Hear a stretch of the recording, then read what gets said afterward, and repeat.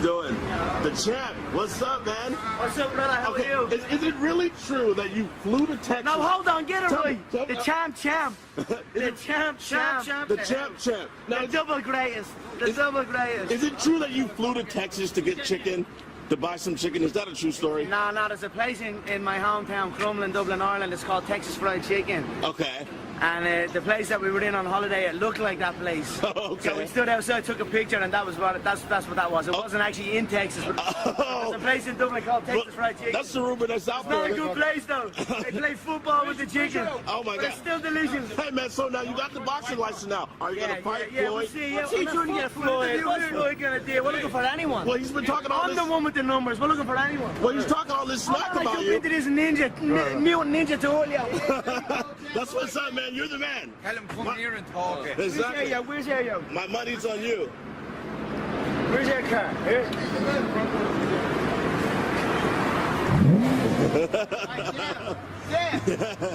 Hey, Jeff, can you come outside?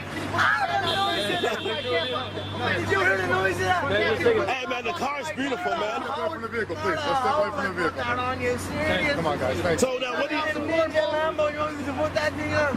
you like better, this or your Bentley? Hey, go ahead, man. Go ahead. What do you like better, this or the Bentley? Rose, it's the rose. The rose, the gray one. All right. Thank you guys. Hey, can I get a shout out for Kelly Fitty? Oh, we gotta go, man. We gotta go, man. Hey, boss champ, can I get a shout out All for right, now, Kelly brother. We Fitty? gotta jump. Hey, yo, you want to know about a school for my football program? You want to know about some boxing? I have money out about your boxing, man. You got to remember where you come from, boy. You got to have money. You're good, champ. You're good, champ. You're good, champ. You're good, champ. All right, boys. Wait. Good, we're good. Yeah, good. Get this angle right here, too. Go easy, eh?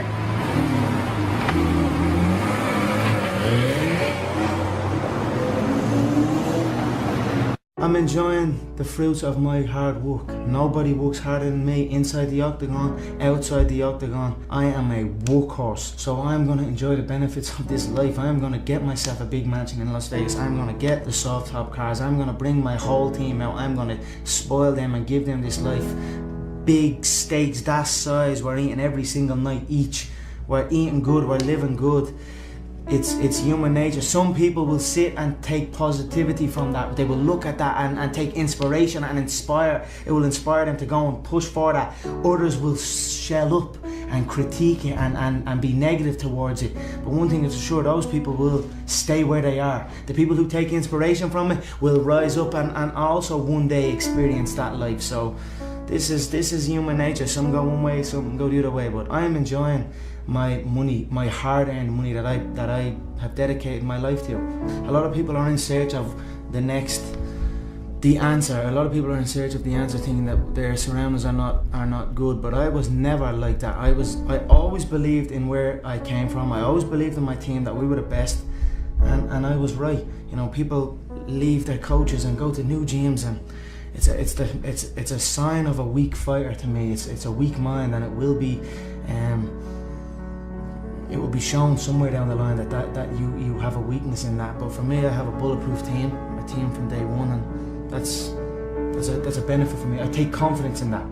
One thing that I really admire about you that I think a lot of people might overlook is that, you know, you have all these new riches and these new deals, Reebok, Monster and all that, but I really admire your relationship with your girlfriend, because what I find very interesting, she's here, she seems to be a big part of your camp.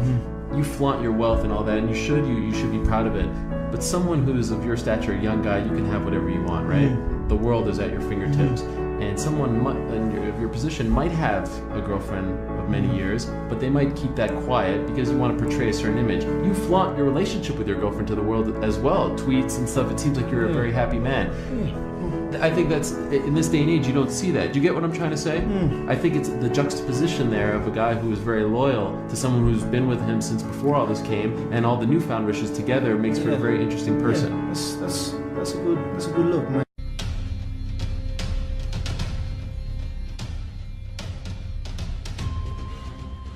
There's no talent here. This is hard work. This is an obsession. Talent does not exist. We are all equals as human beings. You could be anyone if you put in the time. You will reach the top, and that's that. So I am not talented, I am obsessed.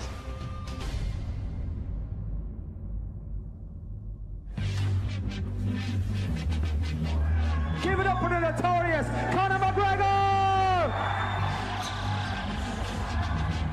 There's two things I really like to do, and that's whoop ass and look good, and I'm doing one of them right now, and Saturday night, I'm gonna do the other.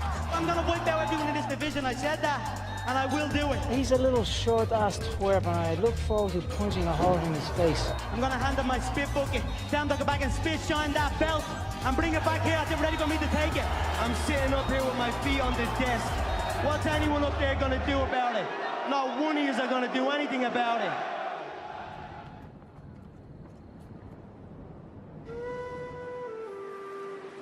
Conor was born in Dublin City in one of the national maternity hospitals here, 12th of July 1988. Midwife turned to my wife and said, this guy is going to be a boxer, because he came out of the womb with his fists clenched. So he was destined to be a fighter, I think. I had many fights growing up, as most young boys do from where I'm from and around this area. Get into fights. I won some and I lost some. When he went boxing, I remember he turned to us and says, "Why didn't you put me into boxing earlier?" He knew that was for him. Conor first stepped into my gym when he was about 16. Conor did stand out early on, and in that he could hit hard, and he also had a, let's call it a gregarious personality.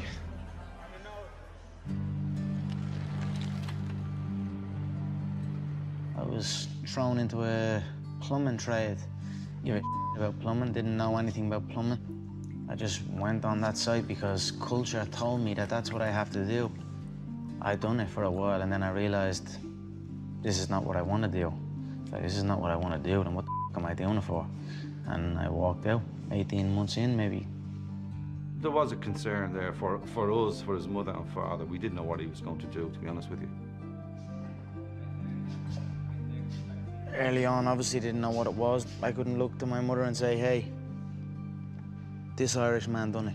I'm gonna follow in his footsteps, because there was no footsteps. I had to create my own footsteps and follow them. They were a little unsure at first, but they supported me, and they knew I would do it. If I said I'd do it, I'd do it, so. I was actually in Ireland, and people kept coming up to me and talking about Conor McGregor. Have you ever seen Conor McGregor fight? Have you ever heard of Conor McGregor?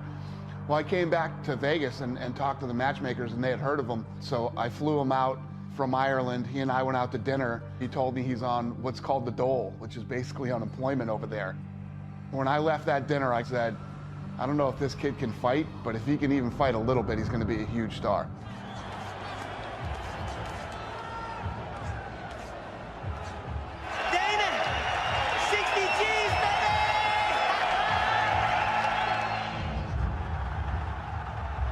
There's only 9,000 people that can get into that arena in Dublin, and it sounds like there's 90,000. It was a phenomenal night for the sport in our country, and it sent it into the stratosphere over here.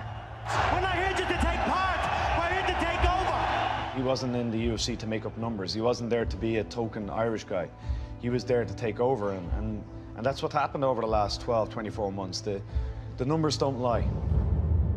No pipe did hum, no battle drum did sound its red tattoo, but the Angelus bells or the Livy swells rang out in the foggy dew.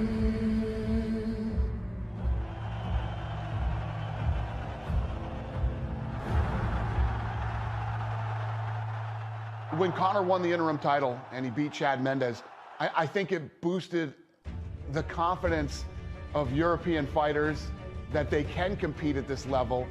You know, these guys will come up every once in a while that have that it factor, that thing that other people are attracted to. He speaks well, he's very funny, he's a home run. I'm the real champion. At the king of Dublin, yeah? You're looking at him.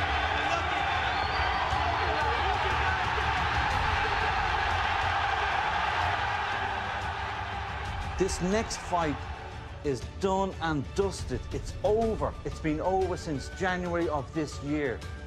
Aldo is a busted flush at this moment, okay? He's finished. After the Dennis Siver fight in Boston, remember when Conor jumped the ring and he was in Aldo's face? That moment, the fight was on. Conor McGregor is going to crack Jose Aldo's